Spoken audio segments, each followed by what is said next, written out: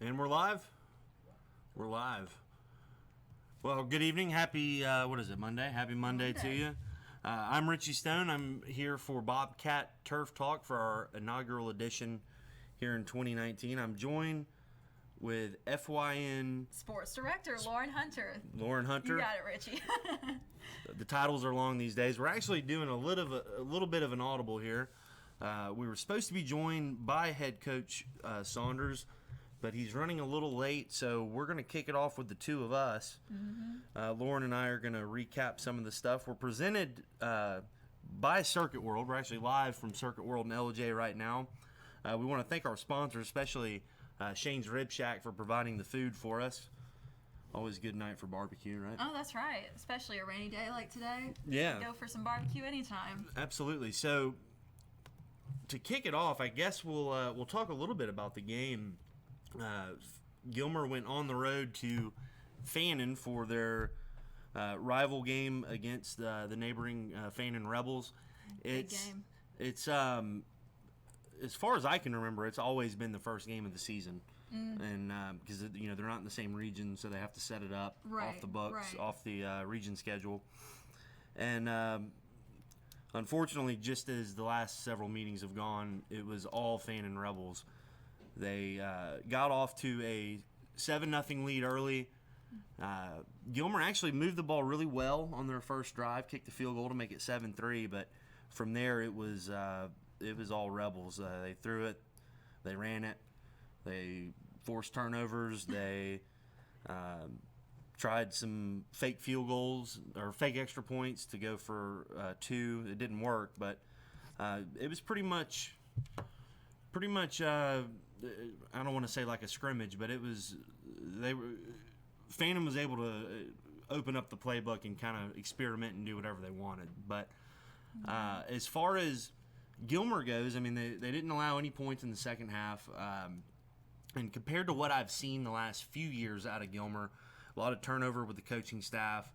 It looks like Coach Saunders has a pretty solid grasp of how to win, how to build a program. I know he's been a lot of places where they have one. And I did notice, to their credit, they seem much more organized than I've seen in previous seasons. The scheme, they had been running a triple option. Previous head coach Casey Wingard played at Georgia Southern, where they're famous for their triple option attack. Started during the Irk Russell days. Paul Johnson ran it, who was at Georgia Tech. So he knew that offense really well, and they ran that the last 3 years or so.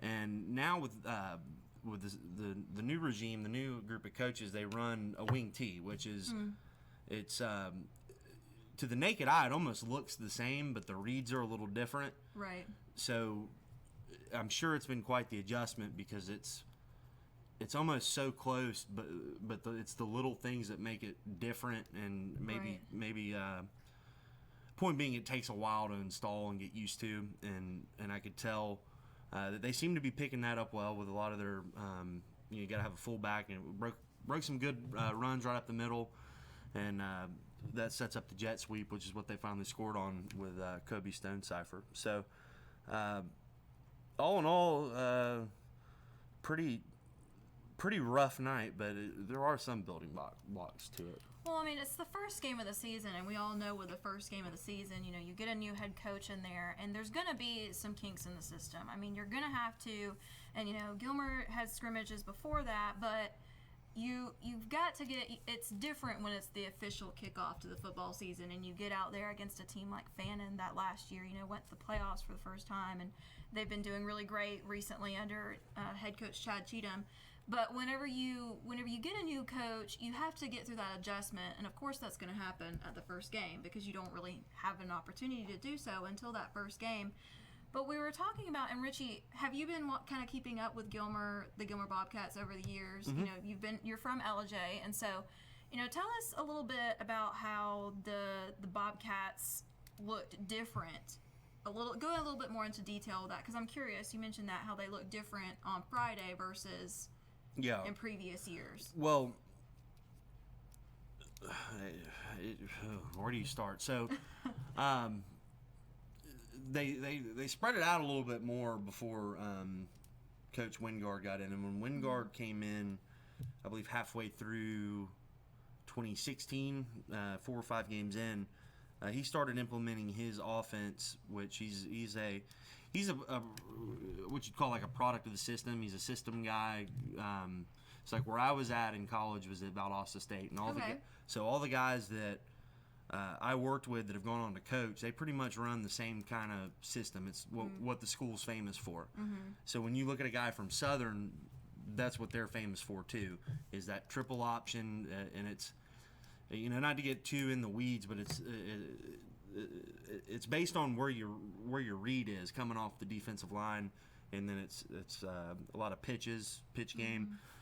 So for the kids to have run that, and it's something that takes a while to develop and become a machine, if you will. So, for better or for worse, he's gone now. So now you almost have to start all over, implementing a new system. And the wing T's been around forever, famous high school offense, and it's less pitching, more handoff reads, and the fullback game. So as far as how they looked at, like I said before, to the naked eye, it almost looks the same. Right.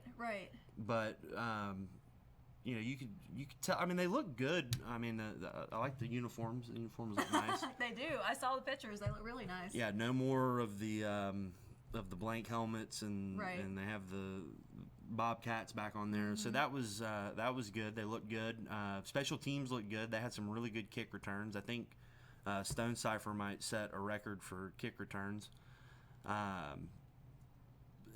And defensively, I mean, there was some things where they struggled. Typical, like you said, typical first game stuff. Assignment based stuff, and Fannin spreads it out and they throw it a lot. So it's not something I think they'll see a ton in region. It's kind of what Pickens does. Pickens maybe throws it a little more, but it'll be good for them to go back and look at the film on that and figure out, where they lined up wrong, where they blew some coverages. I think there was one big play up the seam where the tight end caught a ball, and it looked like the zone had parted. I don't know if they were going with some sort of matchup zone. I'd have to see the tape, but I think they're on the right track compared to what it's been. It seemed way more organized, and it was nice to see coaches with headsets, which they didn't have a couple of years ago. And the tent with being able to go back and watch film on the sideline, that sort of thing. Yeah, and talking about coaches, earlier in the summer, BKP and I, we sat down and interviewed with Coach Saunders, and I'll tell you, Coach Saunders, it seems very much like he is focused on this team. Absolutely. He wants to turn this team around. He is going to, talking about being organized, I mean, just talking to him, we were there for maybe like an hour and a half, maybe, because when you go into the interview those coaches, you get about half an hour interview, and then you spend about another hour just talking to him, And so we were in there, and I can just tell he's very like, all right, this is what I'm going to come in here. This is what we're going to do.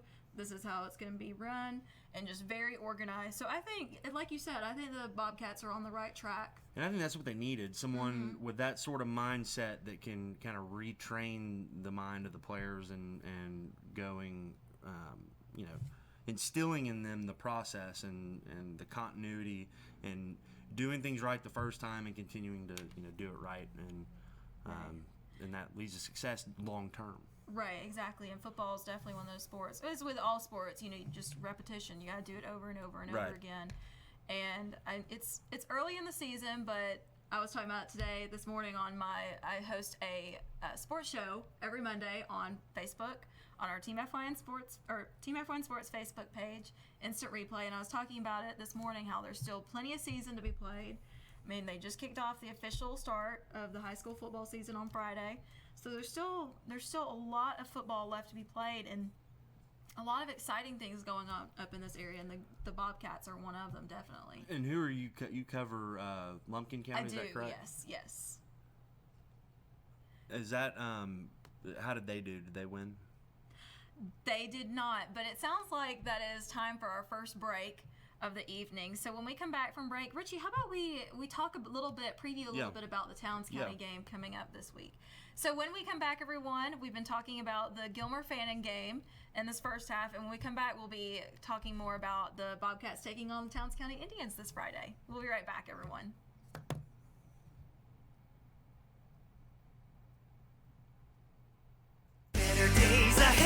The summer truck event is here at Days Chevrolet in Jasper. So come get a payload of savings on Georgia's favorite trucks, like over $11,000 off new Silverado crew cabs, or more than $6,000 off Colorado crew cabs. Every Chevy truck and SUV is discounted for this special event. Don't miss out. The summer truck event at Days Chevrolet in Jasper, where new Chevy trucks always cost less. Better days ahead, Days Chevrolet. Find new roads.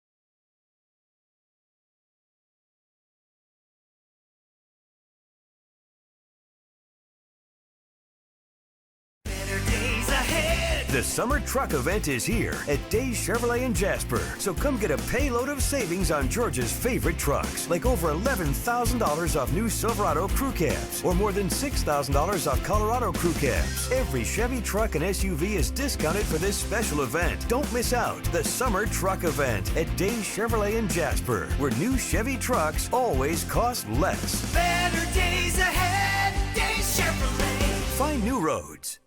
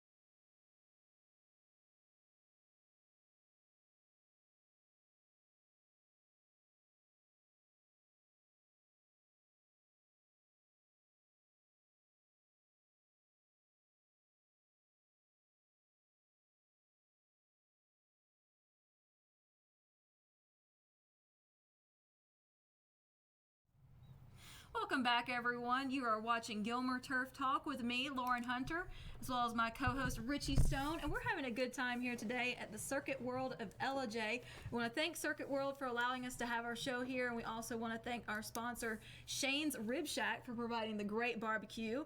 Always a great time for barbecue. We were talking about that in the last segment, no matter what day it is, but especially on today when it's kind of a dreary day, you want some good soul comfort food, Absolutely. So barbecue is great. Now, Richie, in the last break, we were talking about how the Gilmer Bobcats went up against the Fannin Rebels, and, we were talking about how with every first game of the season, especially with Gilmer being under a new head coach with Kevin Saunders, there's going to be some kinks in the system you got to work out. And so Fannin ended up winning that game, and it was a big game from what I heard. I was on the Lumpkin County sideline, but from what I heard, there were a lot of people there. It's a big rivalry. It has been for years and years and years. And so, with that being said, Gilmer's coming off of this loss from Fannin. And this weekend, this Friday night, they're taking on Towns County out of Hiawassee. So, based on what you've seen with Gilmer County, can you give us kind of a preview of what you think, is going to go down at this game? Well, it's another traditional mountain rivalry game that goes back a while. It's nice to see Towns back on their schedule. Towns obviously a much smaller school. I think they only have around 25 guys on their roster, which is great if you're playing baseball, but not so much with football. And I think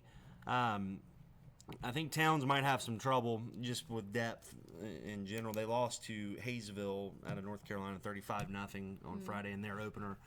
And really what it boils down to is when we go back and talk about what we talked about last segment with Coach Saunders and the way he's programmed and the way he's programming his team. He's very let's get out and let's get to it. Right. It's on to the next thing. You can only, you have the 24-hour rule.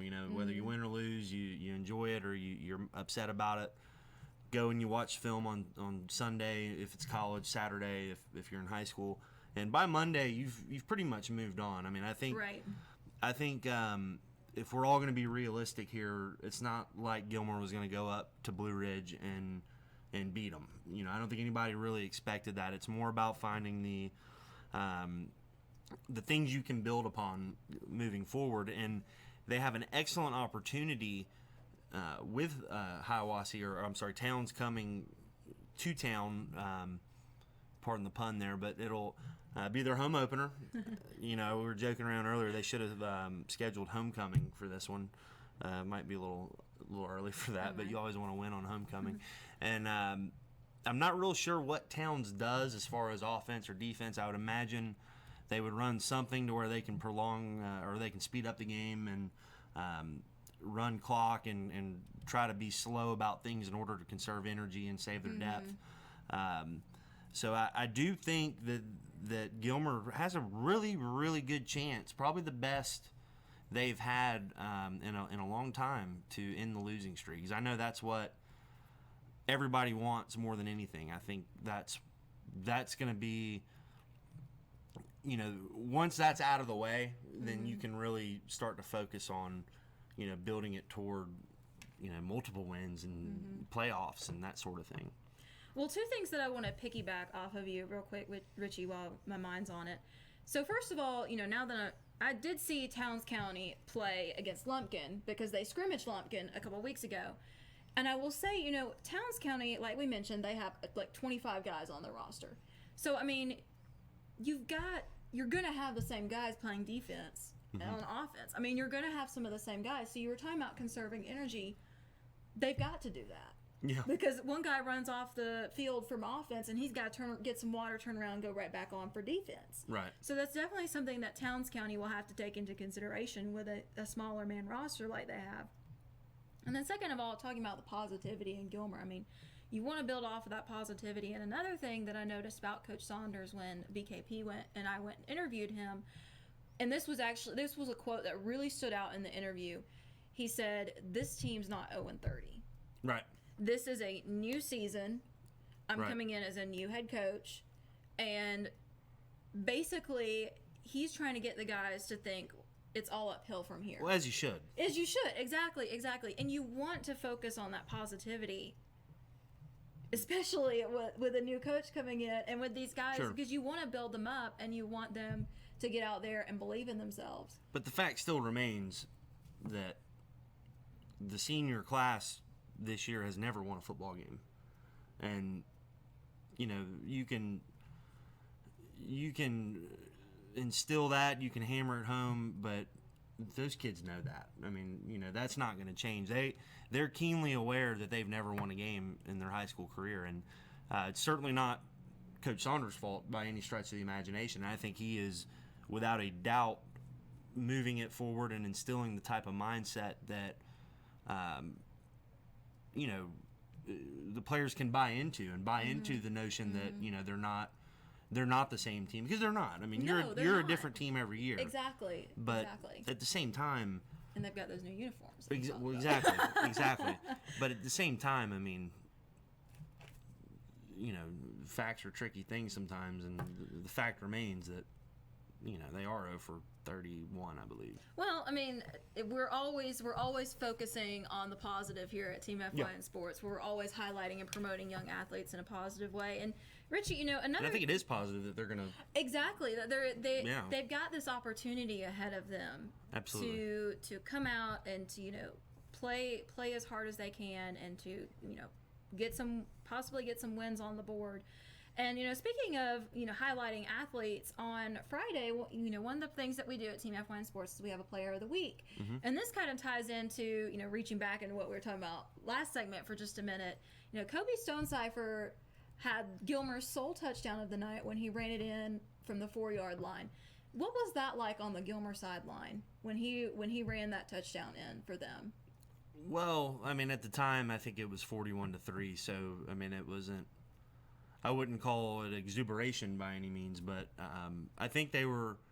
Anytime a team is, even if you're getting blown out, I mean, just to get the season going, you still want to, you know, get that first touchdown in the end zone and be able to get it, you know, out of the way, and you know, he was obviously happy. You know, he didn't really show much emotion or anything, but I think that goes right along with you know, Coach Saunders' persona. And you know, they had many chances to score throughout the game. That's one thing that I really want to hammer home, is that game wasn't really out of hand the way it may seem. You know, the scoring and the way Phantom moved the ball, but really Gilmer had 2 or 3 drives in the first half to where they kind of got in their own way and weren't able to punch it in. But you know, the way the offense works, you know, they just went around the end right there, your typical wing T sweep, and he got it in. And Stonecipher also, I believe he's a sophomore. So he's got a couple of years. Yeah, oh yeah. And I was really impressed with kickoff returns, because KOR in the high school game isn't what it used to be, because it's a touchback automatically if it goes in the end zone. So the way Phantom was kicking off, they were doing the coffin corner, and he caught him, and he made the second guy miss several times. He might have had 4 or 5 kick returns in that single game, and that's why I was half joking earlier that he might set a record for kick returns, because no one, as our fans probably well know, no one returns kicks hardly anymore because of the end zone rule. But he had several. he had more that night than I think my high school did the whole season, my senior year. Well, good for him. I mean, I always like to joke, you gotta run it while you can, you know. Right. And speaking of running, let's talk about that a little bit. I always, you know, I've grown up watching football my whole life, but with this position, one of the things I love is I'm really getting to see more of the behind the scenes, the, you know, learning to look for the passing game, learning to look for the running game. So, you know, break those down for us a little bit with the Gilmer Bobcats. Start off, you know, we're talking about the wing tee. Start off with their running game. What's that like? What was that like on Friday, and what do you think that's going to look like through the rest of the season? Well, they ran it well, and granted, you know, I'm not in their coaches' meetings, and so I'm not completely sure how they're trying to attack things. But generally, the idea with a wing tee offense is to run right up the middle with, you know, a fullback right behind the quarterback. You're typically under center, and you want to set the tone right there at the center of the line of scrimmage, and then you can start moving laterally to get around the edge. So you want to. It's about creating that sense of confusion on the defense to where they're keying on the middle, which means you have to control. You have to have a really good center, 2 guards. Guards usually pull, and it's really about running the clock and maintaining control of the ball. Just in my own memory, Lowndes High School ran it for years and years, as did Camden County, and they won multiple state championships. You don't see it as much anymore with the bigger programs, Right. but it's a very good offense if you're not, if you don't have the athletes to get vertical. So some wing teams do throw a little more. It really just depends on personnel, but either way, you always want to establish the run right at them, around the edges, and then that opens it up to your quick screen game or play action. Getting your tight ends involved, that sort of thing in the flats. Right. So was there much passing game at the game on Friday night? Not a lot. I think your typical 3rd and long or obvious passing situations they would pass it, but no, not from what I could see. It was really weird. Gilmer had some 3 or 4 20-plus yard plays from scrimmage on the ground, so it was working. They just ran into trouble with turnovers and with they had a 4th and 2 that got stuffed, so that they would build momentum, and then it wouldn't last. But as far as them throwing the ball, they definitely threw it more than I had seen in the previous years, because with the triple option you don't throw it at all. Right. And you contrast that with like Fannin or even what Pickens does. They run more of a spread pass offense where they're throwing half the time, if not more. Gotcha. Well, personally growing up, I've always loved to see a good passing game, but it's important to keep in mind how effective a running game can be, a good running game can be, because like you were talking about, being able to move laterally and being able to run around and everything, and everywhere you have to have concentration. I mean, and it's about controlling the clock. Yeah, you're probably listening to me explain that. No, she doesn't know. no. I think it makes perfect sense, because when you're running the ball, the clock stays running, and if you can win the time of possession game, a good example would be those Lowndes teams would always have the ball for the entire game. If they were going against an air raid team, they'd force a turnover and then keep the ball, and it's almost like a smother. It's like a smothered way of keeping the ball away, playing keep away, right, keeping the score low. What do you know? All right, well, Richie, it seems like that's all that we have time for today. I want to thank everyone out there for joining us today on this first week edition of Gilmer Turf Talk. I'm Lauren Hunter, and this is Richie Stone, who... Thanks, everyone. You have been a very great co-host today. We've been having a good time. I've been having a good time, and I hope Same here. Well, I'm glad to hear it. I hope to see Coach next week. That's right. So next time, or thank you again to Circuit World of LJ for hosting us here today and for providing us the opportunity to have this show. And also thank you to Shane's Rib Shack for the delicious barbecue.